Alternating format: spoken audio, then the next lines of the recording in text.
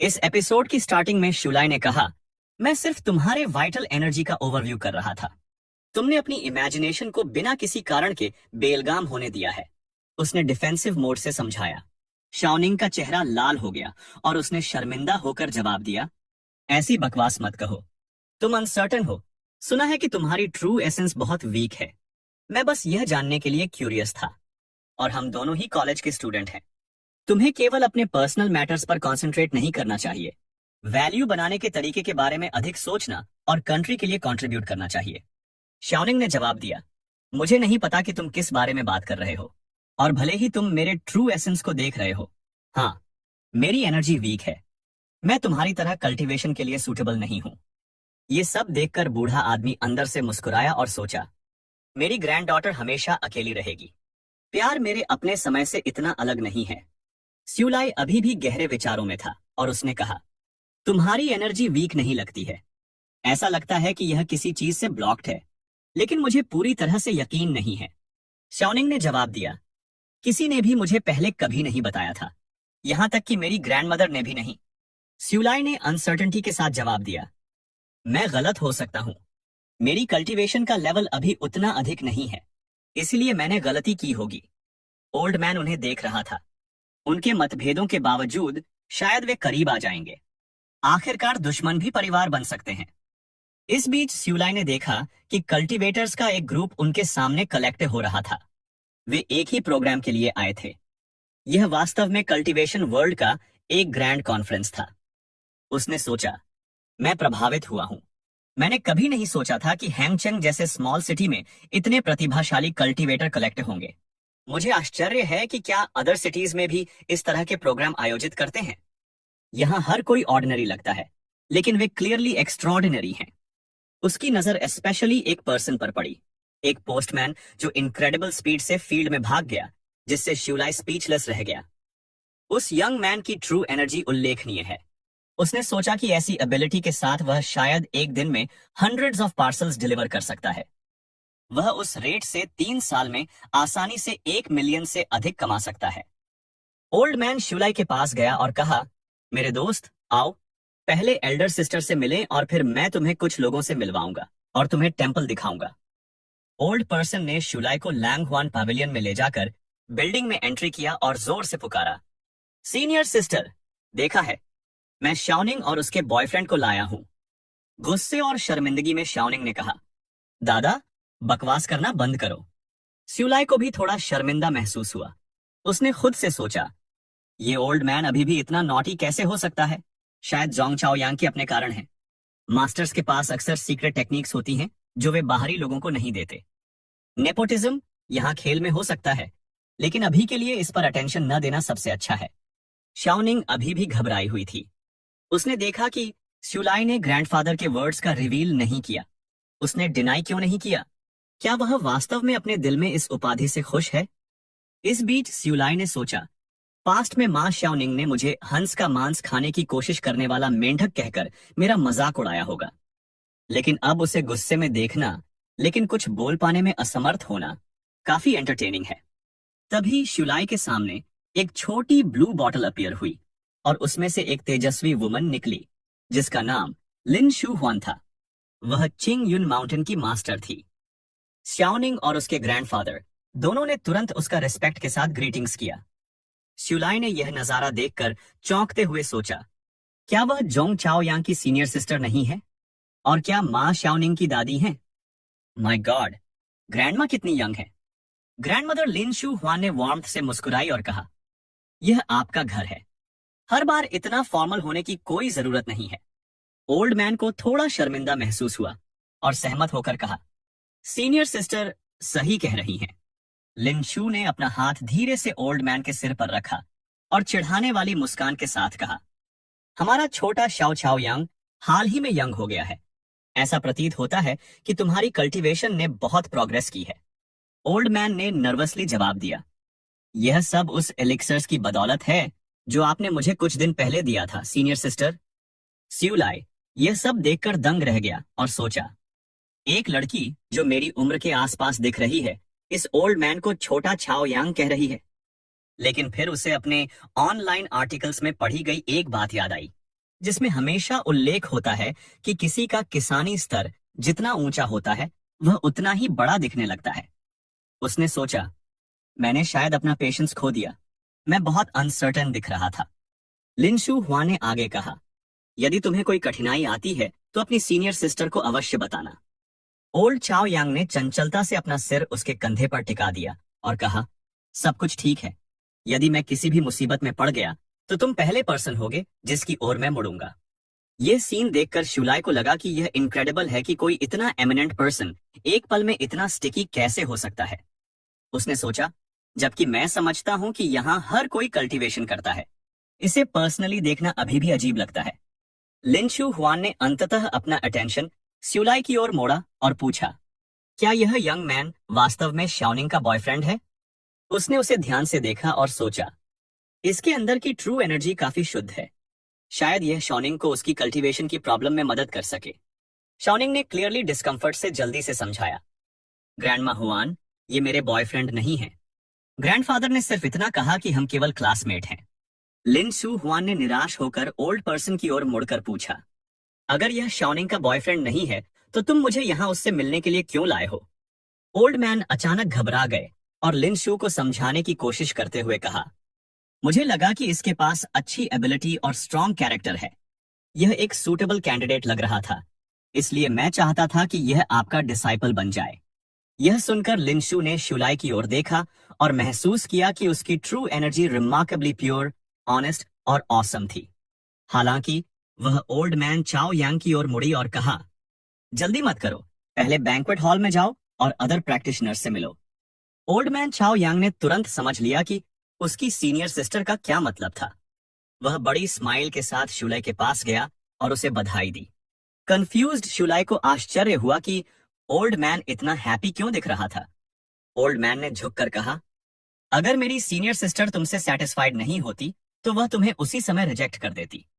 क्योंकि उसने ऐसा नहीं किया है, तुम इसे एक अच्छा संकेत मान सकते हो। लेकिन तैयार रहो, सीनियर सिस्टर के पास तुम्हारे लिए एक स्मॉल टेस्ट हो सकती है। फिर वह जोर से हंसा। कुछ मोमेंट्स बाद वे बैंक्वेट हॉल में पहुंचे, जो लोगों से भरा हुआ था। वहां हर कोई हंस रहा था और बातचीत कर रहा था। हालांकि जब लिनशु हुआन ने रूम में एंट्री की तो सभी चुप हो गए और रिस्पेक्टफुली अपने सिर झुका लिए। कुछ ने उन्हें ग्रैंड मदर कहा और दूसरों ने senior sister Lang Huan, pavilion की मास्टर लिनशु हुआन मुस्कुराई और कहा, कृपया सभी लोग बैठ जाएं।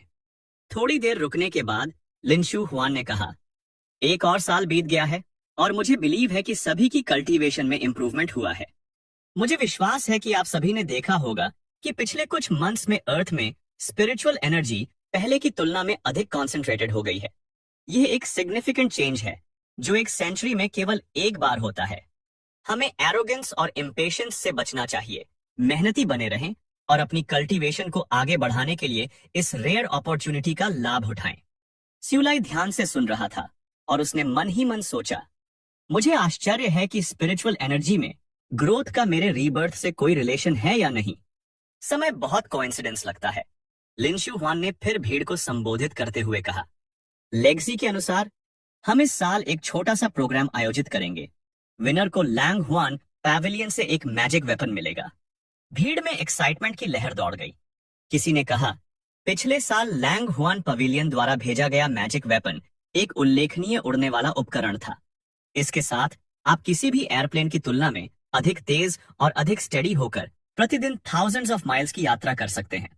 मुझे आश्चर्य है कि इस साल कौन जीतेगा। एक अन्य पर्सन ने कहा, यह निश्चित रूप से मेरे साथ घर आ रहा है। फिर एक और ने इंथुजियास्टिकली दावा किया, इस बार मैं टॉप स्पॉट ले रहा हूं। ओल्ड पर्सन चाओ यांग ने कमरे में चारों ओर देखते हुए मुस्कुराया और फिर सेल्फ कॉन्फिडेंस से घोषणा की, जो इस साल जीतने वाला है वह मेरे ठीक बगल में खड़ा है। रूम उत्साह से गूंज उठा और लोग बड़बड़ा रहे थे कि इस यंग मैन की रिकमेंडेशन लंग हुआन पवेलियन के मास्टर ने की थी। वह डेफिनेटली एक टैलेंटेड पर्सन होगा, किसी ने कहा। एक पर्सन ने कहा, उसका ट्रू एसेंस आग की तरह प्योर है। मैंने ऐसा पहले कभी नहीं देखा। हालांकि किसी और ने ग्रुप को याद दिलाया कि यह इवेंट्स हर साल बदलता है। यह हमेशा एक मार्शल आर्ट्स कंपटीशन नहीं होती। इसका ट्रू एसेंस के साथ कोई लेना देना नहीं हो सकता।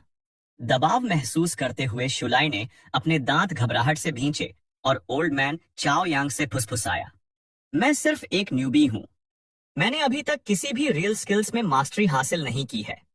ओल्ड मैन चाओ ने उसके कंधे को कॉन्फिडेंटली थपथपाया और कहा, ज्यादा चिंता मत करो।